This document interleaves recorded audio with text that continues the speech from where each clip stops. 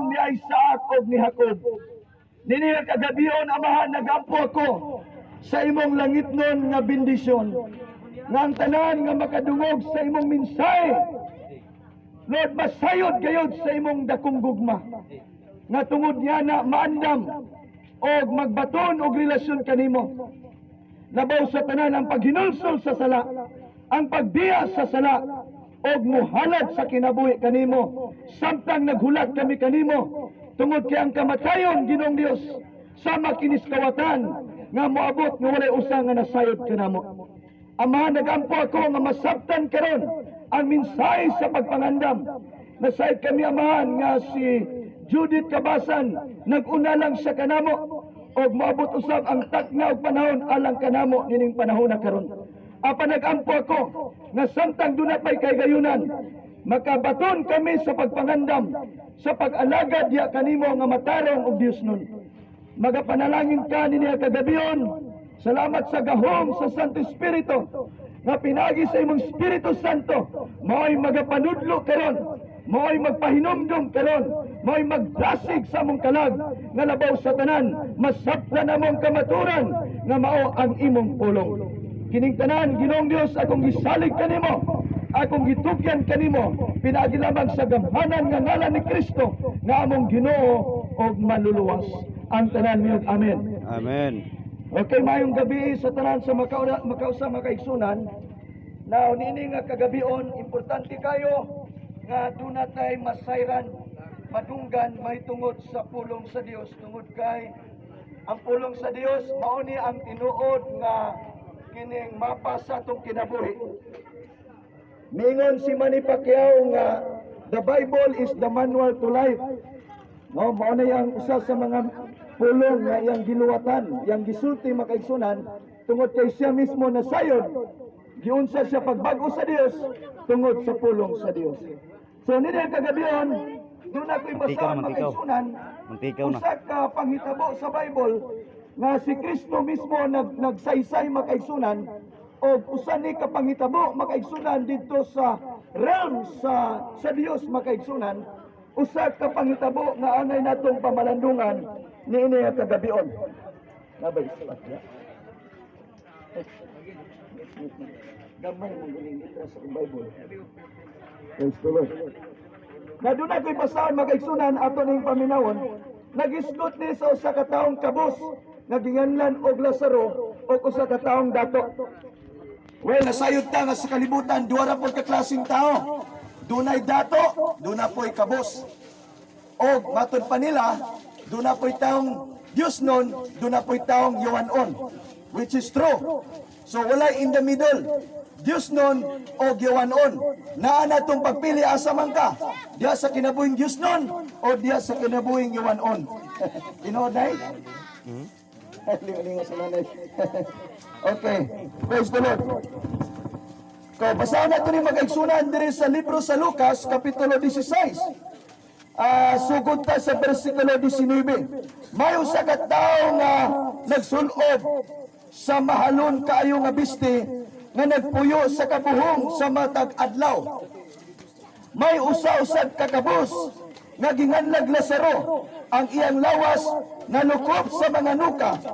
Naglubog siya duol sa pultahan sa balay sa dato, namasin nga makakaon sa mga mumo nga nangatagak gikan sa lamisa sa dato. Nanuulusab ang mga iro o bitilap sa iyang mga nuka. Unya namatay si Lazaro o gidala sa mga anghel ngadto sa kiliran ni Abraham. Ang dato namatay usab, gilubong o nagantos pag-ayo dito sa Hades.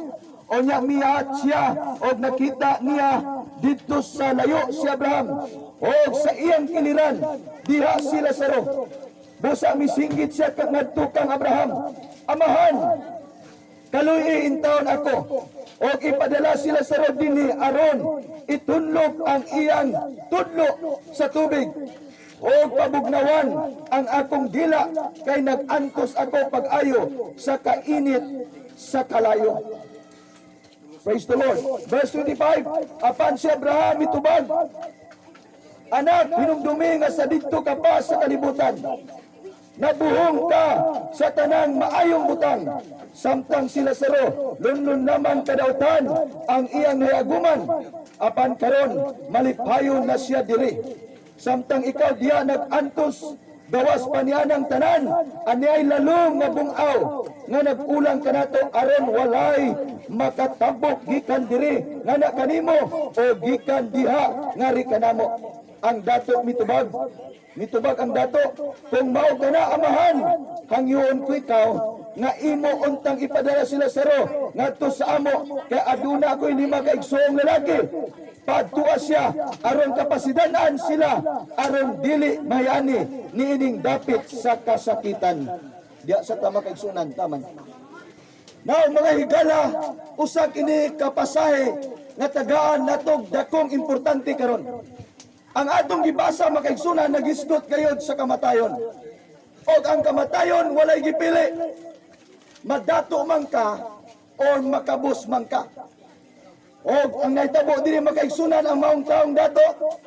Matod pa sa atong gibasa nga sa matag adlaw naa siya sa kaluho. Nagbangkiti siya matag adlaw.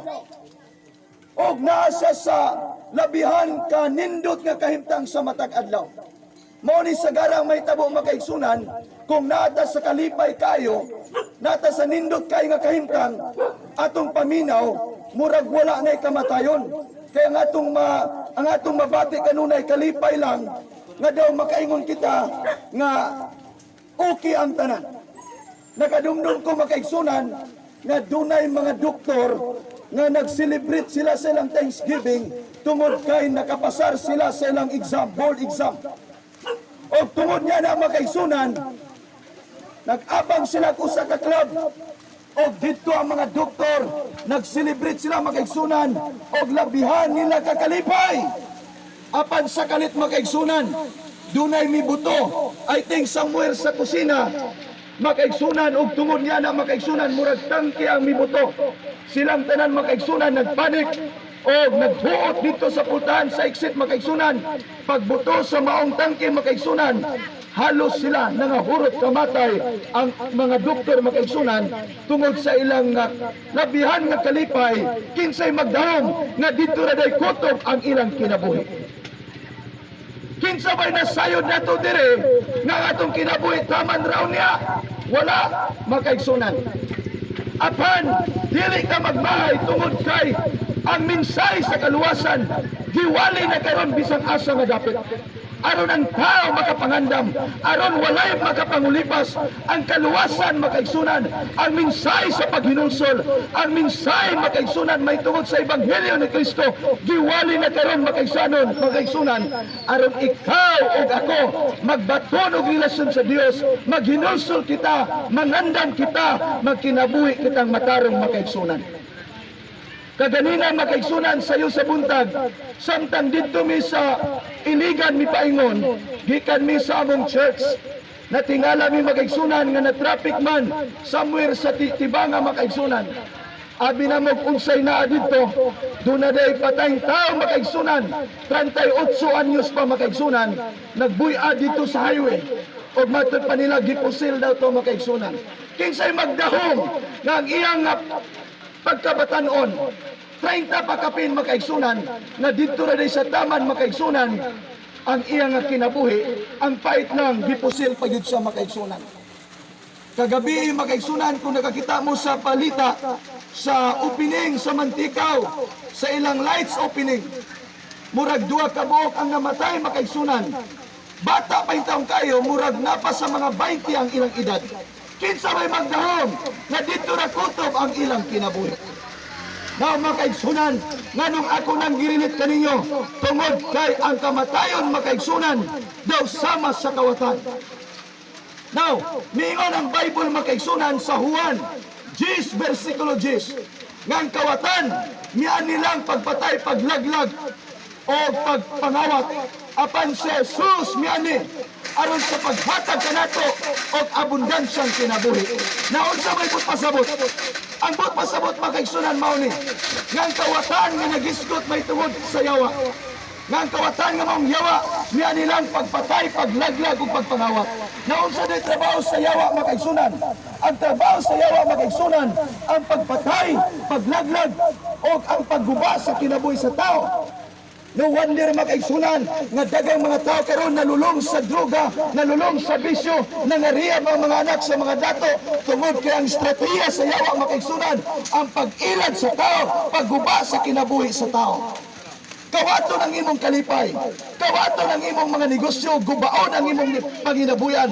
Trabaho sa yawa ang pagguba sa kinabuhi sa tao. Apan hinumdumilan nga si Jesus, 2,000 katuig ng milabay, humana si Jesus, nagbayad sa tanang tunglo sa sala, pinagis ang sakripisyo, siyang kamatayon, dito ibabaw sa Kalbaryo sa krus. Ang pangutana karon, mitubay tao nga si Jesus namatay tungod sa imong sala.